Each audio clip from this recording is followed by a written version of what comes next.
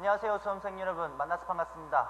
공무원 국어 교수 이진호입니다. 자, 우리 1강과 그리고 2강을 통해서 언어의 기능, 그리고 언어의 본질, 그리고 의문에 대해서 우리가 지금까지 살펴보았습니다. 그리고 지금 3강에서는 앞부분에서는 음절 부분에 대해서 우리가 간단히 살펴볼 것이고, 그리고 뒷부분에서는 이제 가장 중요하다고 할 수 있는 의문의 변동에 대해서 한번 살펴보도록 하겠습니다.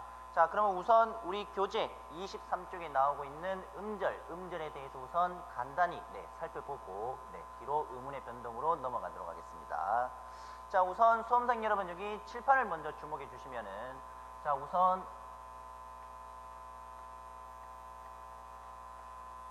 음절이라고 할 수 있는 부분에 대해서 한번 살펴보도록 하겠습니다. 우선 음절이라는 것은 소리의 한 덩어리가 되는 것이겠죠. 자, 소리의 덩어리가 되는 것인데, 우선 여러분들은 음절이 어떻게 구성이 되고 있느냐라는 것만 알아두시면 될 것 같습니다. 그래서 우선 음절은 처음에 모음이 되겠죠. 모음.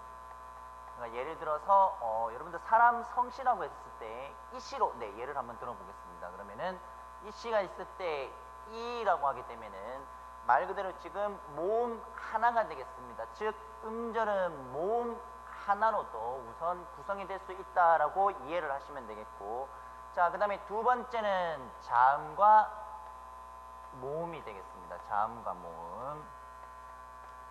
자, 자음과 모음에 대해서는 고라는 게 있다라고 했었을 때, 자, 이때 어떻습니까? 기역과 그 다음에 오, 자음과 모음으로 이렇게 음절이 구성이 되고 있다는 것. 자, 그 다음에 세 번째는 모음과 그 다음에 자음이 되는 것이겠죠. 모음과 자음. 자, 모음과 자음을 보게 되면은 어떤 식으로 구성이 되느냐라고 하게 되면은 여러분들 악이라고 해봅시다. 악이 있다라고 했었을 때 여기에 아라는 모음과 그리고 기역이라는 자음으로 구성이 되고 있다라는 것을 이해를 하실 수가 있겠고, 자, 그 다음에 세 번째는 이번에는 초성의 자음이, 그리고 중성에는 모음이, 마지막 종성에는 자음이 들어갈 수 있는 구조가 되는데, 여러분들 물이라고 생각을 하셨을 때, 물이 있다라고 했었을 때 자음, 그리고 모음, 그리고 자음, 이렇게 초성, 중성, 종성, 삼성체계로 이루어지고 있다는 것. 자, 그래서 우선 음절을 구성하고 있는 것은 크게 네 가지의 형태가 있을 것이고, 자, 그러면 수험생 여러분들 여기 칠판에 주목을 하시다 보면은, 자, 우선 모음과 자음과 모음, 자음이 있고, 자음, 모음, 자음으로 구성이 된다고 합시다. 이랬을 때 하나의 음절을 이루기 위해서는 반드시 뭐가 필요하느냐? 그렇죠. 모음이 필요합니다. 모음. 하나의 음절을 이루기 위해서는 반드시 뭐가 필요하느냐? 모음이 필요하다라는 것을 여러분들은 결론을 내리시면 되겠습니다. 그래서 우리 음절의 구성 단위는 우선 첫 번째 모음수와 일치한다. 요거를 기억을 해 두시면 되겠습니다. 자, 그러면 우리 교재를 한번 보시게 되면은 우선 음절의 두 번째 특징이 있습니다. 특징을 보시게 되면은 동그라미 3번 부분에 나오고 있는 민수가 김밥을 먹었다라는 부분이 나오고 있을 것입니다. 민수가 김밥을 먹었다라는 부분이 있으면은 여러분들 교재에 나오고 있는 내용을 보면은 표준 발음으로 나오고 있는 내용들이 쭉 있겠죠. 표준 발음으로. 자, 그래서 우리 음절의 수를 셀 때는 이 표준 발음으로 그대로 여러분들이 서술을 하시고, 그리고 이 표준 발음으로 나오고 있는 음절의 개수를 세리면은 그렇죠. 음절의 수가 된다라는 것. 자, 그러면 우리 교재에서 나오고 있는 민수가 김밥을 먹었다라고 했었을 때 음절의 개수는 총 몇 개가 되느냐? 그렇죠. 9개가 되겠습니다. 9개. 9개의 음절로 구성이 되고 있다라고 이해를 하시면 되겠습니다. 자, 그래서 수험생 여러분들께서는 반드시 여러분들이 체크를 해 주셔야 되는 것은 2번 특징의 동그라미 2번을 보도록 하십시오. 2번을 보시면은 국어에서 음절이 만들어지기 위해서는 반드시 무엇이 필요하느냐? 그렇죠. 모음이 필요하다라는 포인트 하나, 그것만 기억을 해주시면 되겠습니다. 자, 그러면 수험생 여러분들 이제 본격적으로 앞부분 국어 지식 영역에서 가장 중요하다고 할 수 있는 그렇죠. 의문의 변동에 대해서 우리가 한번 살펴보도록 하겠습니다. 자, 그런데 이 음운의 변동을 우리가 본격적으로 넘어가기 이전에 음운의 변동에서 사실 가장 중요한 부분은 이 부분이라고 생각하시면 되겠습니다. 자, 삼성체계로 나오고 있을 때 마지막 종성에 있는 자음 상당히 중요하겠죠. 그 다음에 삼성체계로 나오고 있는 초성에 나오고 있는 자음 상당히 중요합니다. 자, 그리고 마지막에 자음과 모음으로 구성이 되고 있는 모음에 해당하는 것도 역시 음운의 변동에서 상당히 중요할 것이며, 그 다음에 모음과 자음으로 구성이 되고 있는 음절에서 역시 초성에 나오고 있는 이 모음 상당히 중요할 것이다 라고 기억을 해 두시고, 음운의 변동을 통해서 왜 이게 이렇게 중요한지 제가 천천히 설명을 하도록 하겠습니다.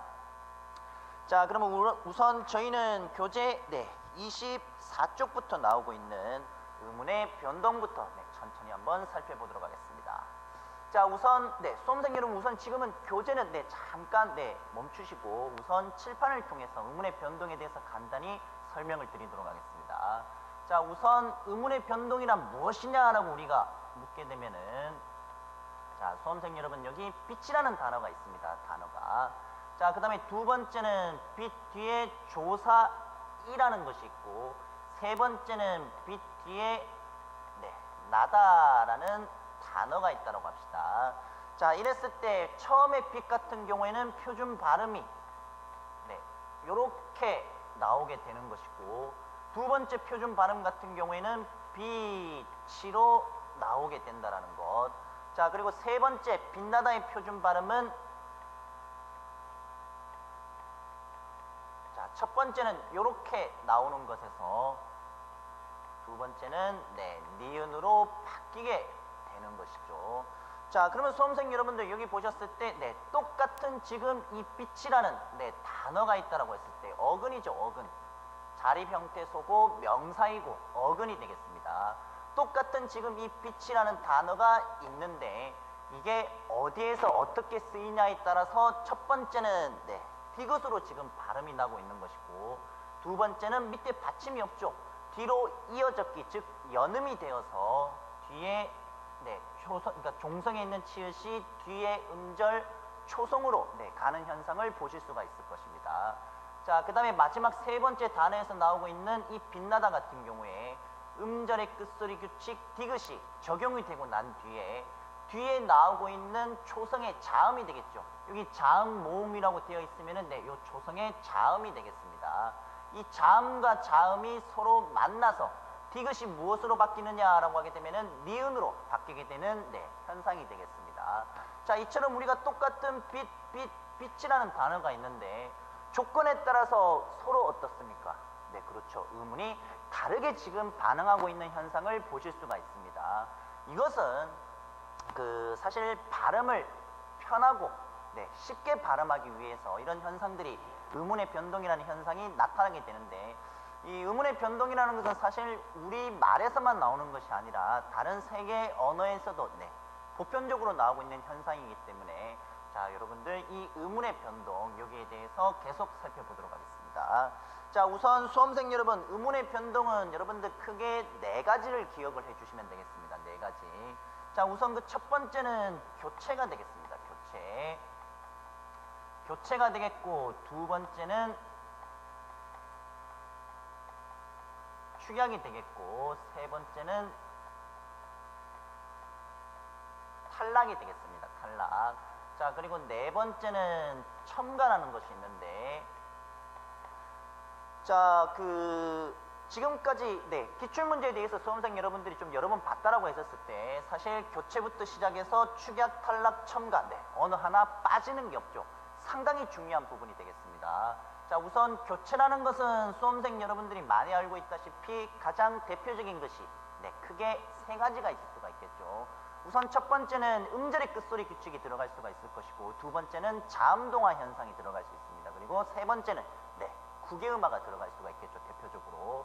자, 그 다음에 축약은 자음 축약과 그리고 모음 축약이라는 것이 있고, 탈락도 역시 마찬가지 자음 탈락과 모음 탈락이 들어갈 수가 있습니다. 그리고 이 첨가라는 것은 없던 음운이 첨가가 되는 것으로서 가장 대표적인 현상으로 된소리, 그리고 사이소리 현상, 그리고 니은 첨가 이렇게 보실 수가 있습니다. 특히 이 첨가 부분에서는 여러분들 그 사이소리 현상이 있습니다. 사이소리 현상. 사이소리 현상이 여기 이제 첨가 부분으로 들어가고 있기 때문에 사이소리 현상에 대해서 이 부분을 할 때 상당히 주의 깊게 바라보셔야 되겠습니다.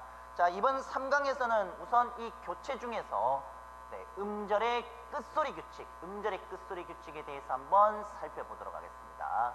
자, 그러면 우선 음절의 끝소리 규칙에 대해서 한번 살펴볼 건데, 역시 우선 교재는 잠깐 멈추시고 우선 칠판을 통해서 개념을 먼저 잡고 교재를 통해서 내용을 확인해 보도록 하겠습니다. 자, 우선 음절의 끝소리 규칙이라고 해서 교체 첫 번째가 되겠습니다. 음절의 끝소리 규칙.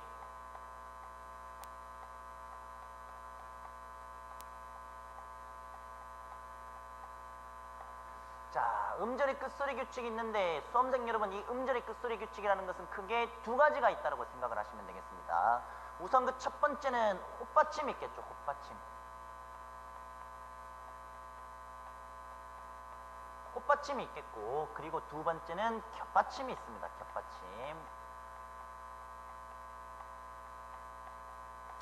자, 우선 헛받침부터 한번 순차적으로 보도록 하겠습니다. 자, 수험생 여러분, 음절의 끝소리 규칙에서 헛받침이라고 했을 때 수험생 여러분들이 많이 기존에 학습을 하셨던, 또는 우리 학창시절 중고등학교 때 문법 시간에 배웠었던 그렇죠.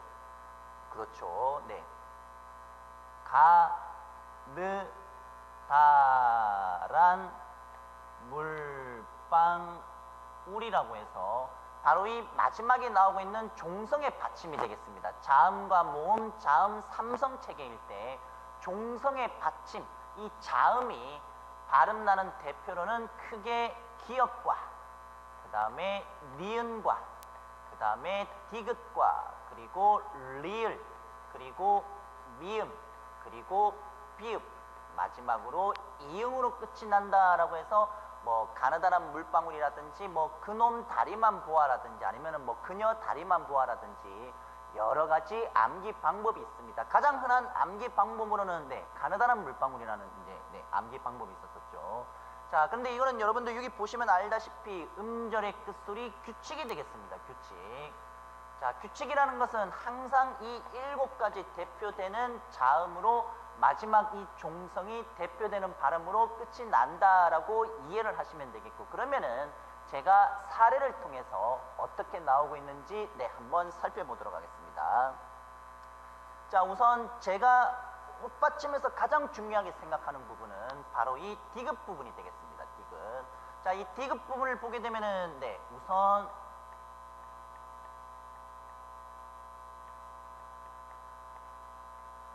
크게 7가지의 자음이 있습니다. 7가지의 자음.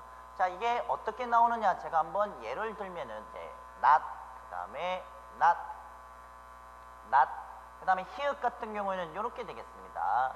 히읗이 되겠고, 그 다음에 이렇게 되고, 이렇게 되고, 자, 이렇게 있다라고 합시다. 자, 그러면 수험생 여러분 여기 보시게 되면은 낫, 히읗, 낫이 되겠죠. 근데 제가 지금 발음을 할 때 어땠습니까? 그렇죠. 마지막 종성에 있는 이 받침의 발음을 모조리 디귿으로 제가 말씀을 드렸습니다. 이 디귿으로 말씀을 드렸다는 것은 서로 다른 지금 겹자음이 들어가고 헛받침이 또는 거센 소리가 들어가고 있지만은 발음은 어떻습니까? 디귿으로 지금 발음이 나고 있는 것이죠. 이건 무슨 말이냐? 지금 서로 다른 자음이 마지막 종성으로 구성이 되고는 있지만 발음되는 것으로서는 디귿으로 공통으로 끝이 난다는 것. 자, 그래서 수험생 여러분들 이 디귿으로 발음나는 대표적인 자음으로는 종성에 이 받침이 있습니다. 그래서 요 헛받침일 때 이 받침은 여러분 암기하실 때 그 쌍꺼풀 수술 있죠. 쌍꺼풀 수술. 줄여서 이제 쌍수라고 합시다.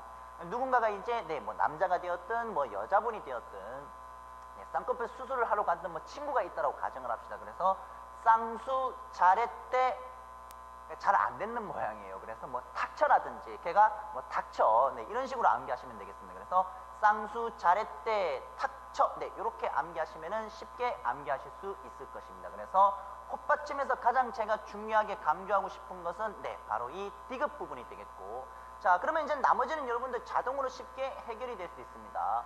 나머지는 우선 기억을 보시게 되면은 기억은 우선 음운이 기역으로 끝이 나는 것이 있고 그 다음에 네, 된소리로 끝이 나는 것이 있고 그 다음에 네, 거센 소리로 끝이 나는 것이 있습니다. 자, 그러면 제가 간단히 예를 들게 되면은 자, 이렇게 단어가 있다라고 합시다. 자, 이렇게 단어가 있다라고 했는데 전부 다 뭐로 끝이 나겠습니까? 그렇죠. 밖으로 끝이 나고 기역으로 끝이 나고 부업도 역시 마찬가지 기역으로 네, 이렇게 발음이 되는 것이겠죠. 그래서 서로 다른 자음으로 되어 있지만은 마지막 종성 받침 발음은 네, 역시 기역으로 대표나는 것으로 끝이 난다라고 이해를 하시면 되겠고, 자, 그 다음에 니은 같은 경우에도 역시 쉽습니다. 어렵지 않습니다. 니은에서 나오고 있는 것은 그냥 니은 밑에 받침이, 예를 들어서 여러분들 논이라고 합시다. 논은 어떻습니까? 네, 그대로 발음이 들어가고 있는 것이죠. 니은 어렵지 않습니다. 리을도 역시 마찬가지입니다. 물이 있다라고 하기 때문에는 이 리을이라는 이 물이라는 받침이 그대로 어떻게 되겠습니까? 그렇죠. 리을로 가게 되는 것이겠죠. 자, 그 다음에 이제 그 밑에 몸을 하나 예로 들게 되면 이것도 어떻습니까? 네, 역시 미음이라는 받침이 그대로 들어가게 되겠죠. 하지만 비읍 받침 같은 경우에는 크게 네, 하나가 더 있습니다. 자, 여기 잎이라고 해서 네, 거센 소리 피읍이라고 예로 들어보도록 합시다. 자, 피읍이 있다라고 했었을 때 이 피읍은 피읍이 그대로 가는 게 아니겠죠. 그럼 피읍이 그대로 가는 것이 아니라 음절의 끝소리 규칙에 의해서 잎이 되겠죠. 잎.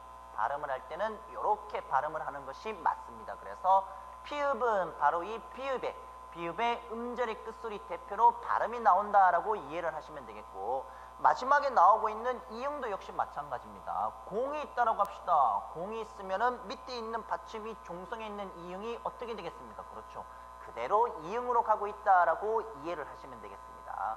헛받침 그럼 어떻습니까? 이해 가십니까? 헛받침은 가느다란 물방울에서 가장 중요하게 생각할 수 있는 이 디귿, 네, 이 디귿 쌍수 자를 때 탁쳐 이것만 잘 이해를 하시면 되겠고, 자, 헛받침은 사실 이게 크게 문제가 없습니다. 이게 답니다. 네, 그러면은 겹받침을 통해서 한번 살펴보도록 하겠습니다.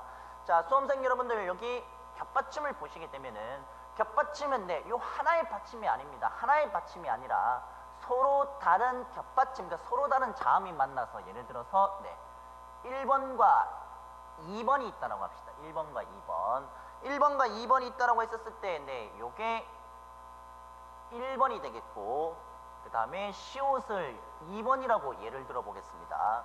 자, 그러면 1번과 2번이 있다라고 했었을 때 네, 1번으로 대표되는 발음이 있고 2번으로 대표되는 발음이 있다, 이게 되겠죠. 무슨 말인지 이해 가시죠? 자, 요거 사실 기본적인 다 이론서를 이렇게 보게 되면은 어디에서는 이렇게 나오고 어디에서는 이렇게 나오고 어디에서는 이렇게 나온다라고 해서 상당히 네, 수험생 여러분들이 처음 듣기 시작하시는 분들이 상당히 암기하기 어렵게 네, 이제 보통 이제 진술이 되어 있는데 조금 더 제가 쉽게 여러분들이 암기할 수 있도록 제가 말씀을 드릴 테니까 역시 칠판을 계속해서 주목해서 바라봐 주시기 바랍니다. 자, 우선 1번이 되겠습니다. 1번과 2번 있는데 우선 1번으로 대표되는 발음을 먼저 하도록 하겠습니다. 자, 우선 암기를 하실 때 네, 감사가 있습니다. 감사. 그냥 네, 아시죠? 평상시 이제 초성 같은 거 그냥 감사라고 이해를 하시면 되겠고, 두 번째는 너 혼자가 되겠습니다. 너 혼자. 자, 이때 너 혼자는 네, 역시 니은을 그대로 적어주시면 됩니다. 세 번째는 이제 형제지간이 있다라고 했었을 때 둘째 남동생이 되겠습니다.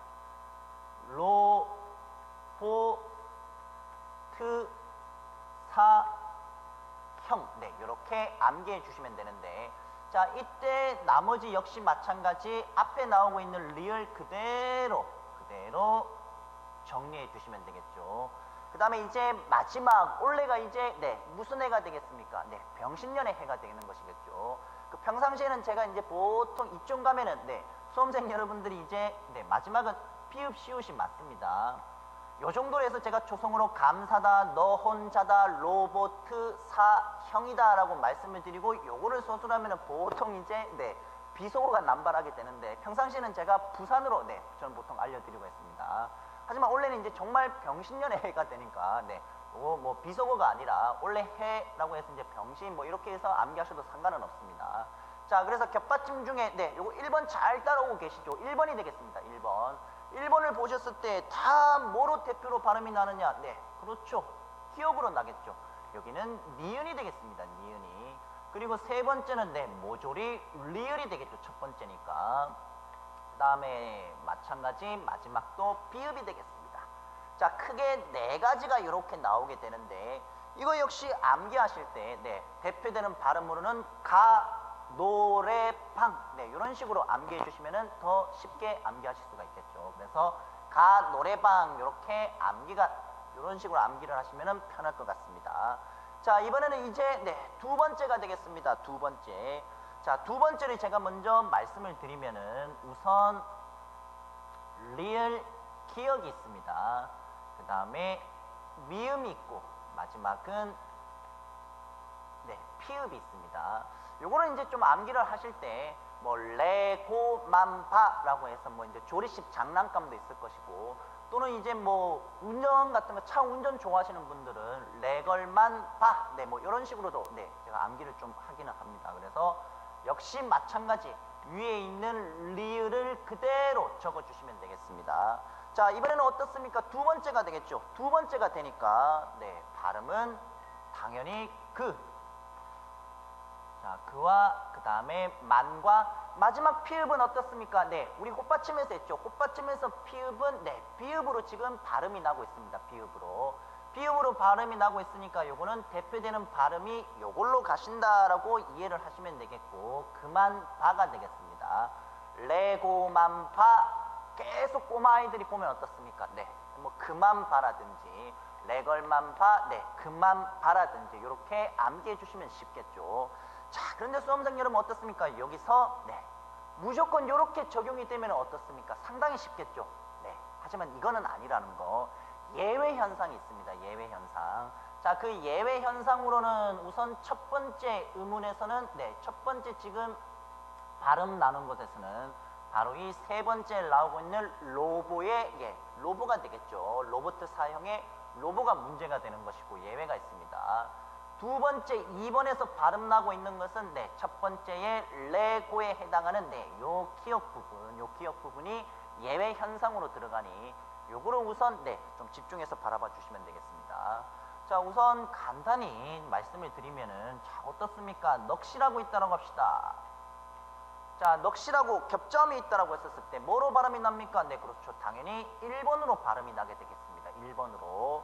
자, 그 다음에 두 번째는 뭐 안타가 있을 것이고 그 다음에 뭐 앉아라는 게 있다라고 합시다. 역시 발음 나는 것으로는 네, 그렇죠. 니은이 되겠고 니은이 되겠죠. 니은이. 자, 그러면 이제 나머지 역시 다 마찬가지가 될 것입니다. 다 마찬가지고 마지막에 자, 요게 값이라는 게 있다라고 했었을 때 이 값도 역시 마찬가지 이 비읍이 되겠습니다. 비읍. 자, 그러면은 우선 1번으로 대표되는 발음에서 문제가 벌어질 수 있는 이 리을 비읍. 네, 요거를 먼저 예를 제가 먼저 들어드리면은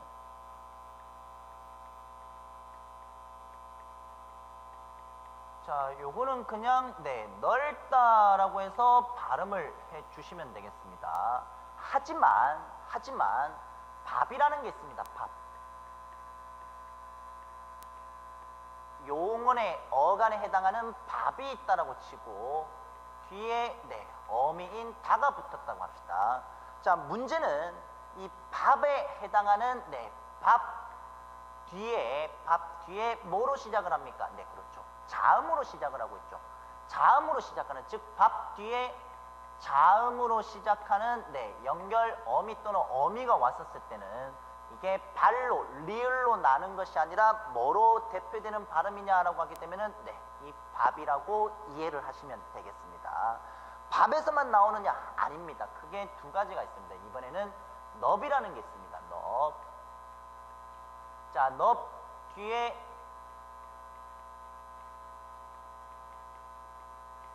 그리고 둥글다. 자, 이 두 가지를 제가 먼저 예를 들게 되면은 널쭉하다, 널뚱굴다가 아니라 넙쭉하다, 넙쭉하다. 그 다음에 넙, 그렇죠. 둥글다라고 해서 네, 넙죽하다, 넙둥글다, 네, 이렇게 발음을 해주시면 되겠습니다. 즉, 넙 같은 경우에 자, 여기는 지금 어떻습니까? 뒤에 하나가 왔죠. 네, 어미 이렇게 이제 하나가 왔었을 때는 그냥 리을에 해당하는 실제 이 대표 발음이 맞습니다. 하지만 뒤에가 지금 거의 삼음절이 되겠네요. 삼음절. 역시 이것 말고도 뭐 넙다듬이라든지 넙다듬이, 그 다음에 넙대대하다 같은 경우도 역시 마찬가지가 되겠죠. 자, 이런 것들은 전부 다 보시면 알다시피 하나가 아니라 네, 최소 2음절 이상이 이제 뒤에 결합이 되었을 때, 자, 이럴 때는 네, 리을이 아니라 뭐로 대표로 발음이 나느냐라고 하게 되면은 이 비읍으로 대표되는 발음이다라고 해서 요 밥과 넙 같은 경우에는 예외가 되겠습니다. 예외. 상당히 중요합니다. 기출문제에서도 상당히 많이 나왔었고, 네, 기존에 이제 모의고사라든지 여러분들이 계속 문제를 푸실 때 이 밥과 넙 같은 경우에는 엄청나게 많이 보게 될 것입니다. 그래서 반드시 정리가 필요하겠습니다. 자, 그 다음에 이제 여러분들 여기 두 번째 받침으로 대표되고 있는 요거를 한번 살펴보도록 하겠습니다. 자, 이 두 번째를 보시게 되면은 우선 제가 예를 들어 보겠습니다. 예.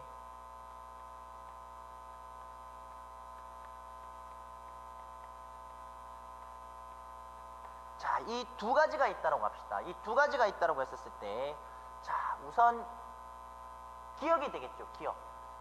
첫 번째 예를 보게 되면은 이게 발음이 막다가 되는데, 자, 이 막다 같은 경우에는 네, 기존 그대로 기억으로 왔죠. 기존 그대로 기억이 왔습니다. 하지만 두 번째를 보시게 되면은 이게 막고가 아니라 말고가 되겠습니다. 말고. 네, 말고가 되겠습니다. 자, 근데 이 중요한 거는 지금 위에 지금 기억과는 다르게 이번에는 어떻게 되겠습니까? 네, 리을로 왔죠. 리을로 왔다라는 것은 얘가 뭐가 되느냐? 바로 예외 현상이라는 거, 예외.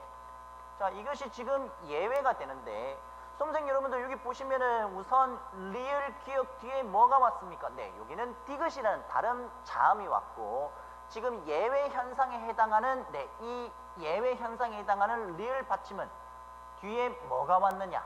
기억이 왔다는 얘기죠. 기억이. 자, 이거는 이렇게 이해하시면 되겠습니다. 리을 기억 뒤에, 그러니까 용언의 어간이 되겠죠. 용언의 어간 리을 기억 뒤에, 자, 지금 어미가 기억으로 시작하는 것이 왔다라고 했었을 때, 자, 그러면 여러분들 여기 기억이 어떻습니까? 네, 동시에 두 번이 온 거죠. 동시에 두 번이 왔습니다. 동시에 두 번이 왔었을 때, 자, 이때는 지금 뭐로 받침으로 대표가 되느냐라고 하게 되면은 바로 이 리을이 되겠습니다. 레고 뒤에 기억이 한 번 더 왔었을 때, 레고 고가 왔었을 때, 기억이 왔었을 때 리을로 대표되는 발음이다라고 해서 이것만 여러분들이 두 개를 그냥 자체를 이해를 하신다라면은 네, 아마 쉽게 이해하실 수 있을 것입니다. 자, 그래서 우리 1번 대표되는 발음 그리고 2번 대표되는 발음에서 예외 현상은 로보트 사형의 로보가 있었죠. 그리고 레고만바의 레고가 있습니다. 레고. 요게 예외 현상이므로 요 두 부분 네, 조금 신경 써서 봐주시면 되겠습니다. 나머지는 네, 마찬가지 미음과 그리고 마지막은 비읍으로 발음 나는 것으로 끝이 나고 있는 것이기 때문에 네, 그대로 적용만 시켜주시면 되겠습니다. 자, 그래서 우선 음들의 끝소리 규칙의 헛받침에 대한 것과 그리고 겹받침에 대한 것들에 대해서 저희가 한번 간단히 살펴봤는데, 자, 이제는 이제 본격적으로 이제 무엇을 살펴볼 것이냐, 네, 잠깐 집중을 해주시기 바랍니다. 자, 단어가 결합되는 데 있어서 실질 형태소가 있습니다. 실질 형태소. 그 다음에 이제 두 번째는 형식 형태소가 있습니다. 형식 형태소. 자, 그 다음에 이제 세 번째는 실질 형태소라는 것이 있고, 그 다음에 실질 형태소가 있다라고 이해를 합시다.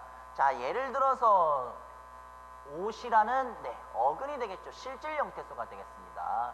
여기에 조사 이가, 네, 이가 붙었다라고 생각을 하시고, 자, 그 다음에 실질 형태소 옷과 실질 형태소 아니라는 것이 네, 있다라고 합시다. 요거에 이제 여러분들 표준 발음을 이렇게 우리가 보시게 되면은 첫 번째는 오시가 되겠고, 두 번째는 자, 옷 안에서 오단으로 네, 바뀌게 된다는 거. 다르죠? 똑같은 지금 옷이라는 것이 사용이 되었는데 첫 번째가 다르고 두 번째가 지금 다르고 있습니다. 첫 번째 같은 경우는 여기 지금 음절의 끝소리 규칙 시옷이잖아요. 시옷. 시옷은 아까 쌍수 자례 때 탁처에 있는 시옷이 되는 것이므로 디귿으로 바뀌어야 되는데 디귿으로 바뀌지 않고 이게 어떻게 되었습니까? 네, 그대로 연음, 이어적기가 사용이 되고 있습니다. 두 번째를 보게 되면은 여기는 지금 뭐가 되었습니까? 그렇죠. 음절의 끝소리 규칙. 네, 꽃받침이니까 음절의 끝소리 규칙이 적용이 되고 난 뒤에 어떻습니까? 이게 뒤로, 그렇죠. 그대로 연임이 되었다라고 이해를 하시면 되겠죠. 자, 그러면 여기서 수험생 여러분들이 잘 보셔야 되는 것은 자, 여기 실질 형태소가 있고 형식 형태소가 있습니다.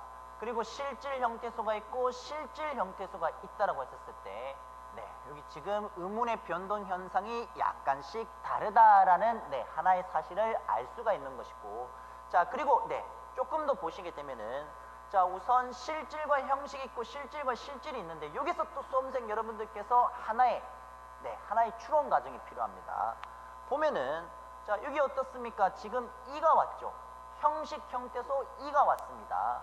실질 형태소 안이라는 게 왔죠. 근데 지금 이가 있고 안 중에 아가 있다라고 했었을 때 이와 아 같은 경우에는 뭐로 네, 초성이 뭐로 시작하고 있습니까? 초성이. 우리 오늘 음절 했잖아요. 음절 했으면은 네, 그렇죠. 모음으로 시작하고 있는 거죠. 모음으로.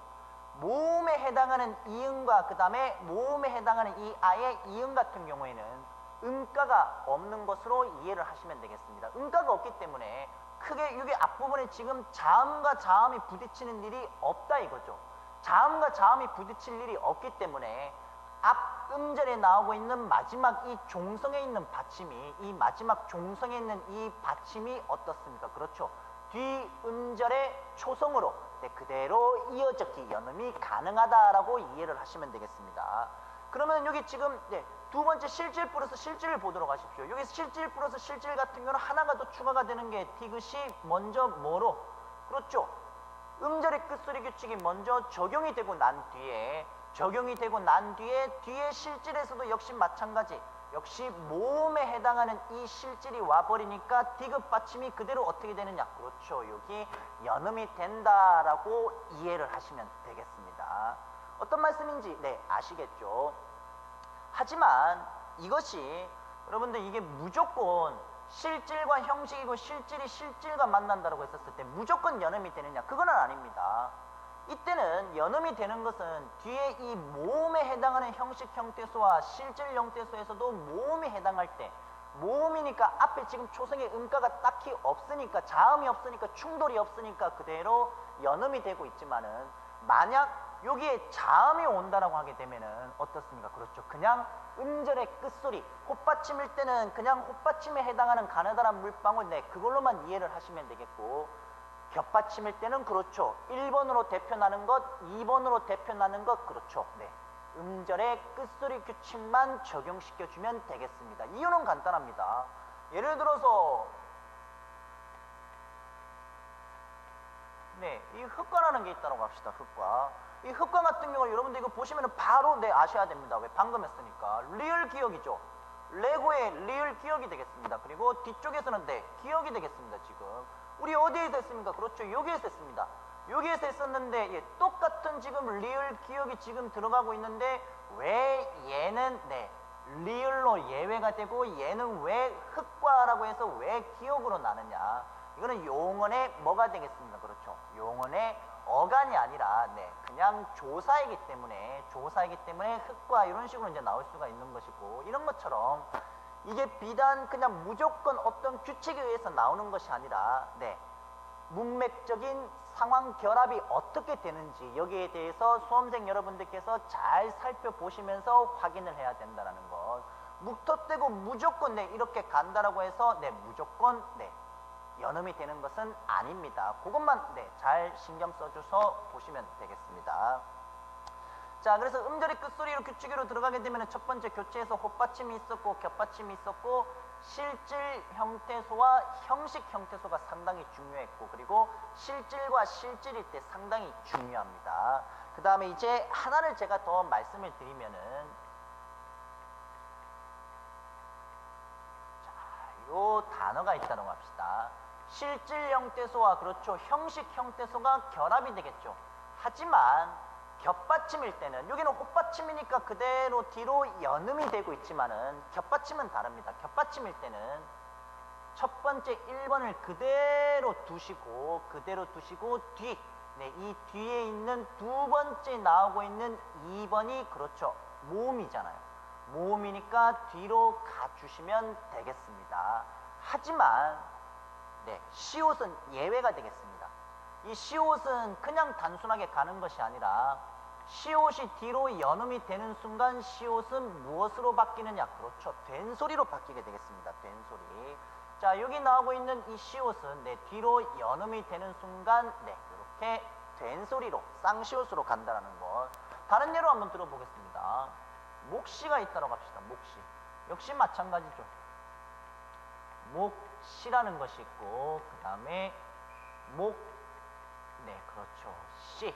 이렇게 시옷이 뭐로 가느냐? 그렇죠, 쌍시옷으로 간다라고 이해를 하시면 되겠습니다.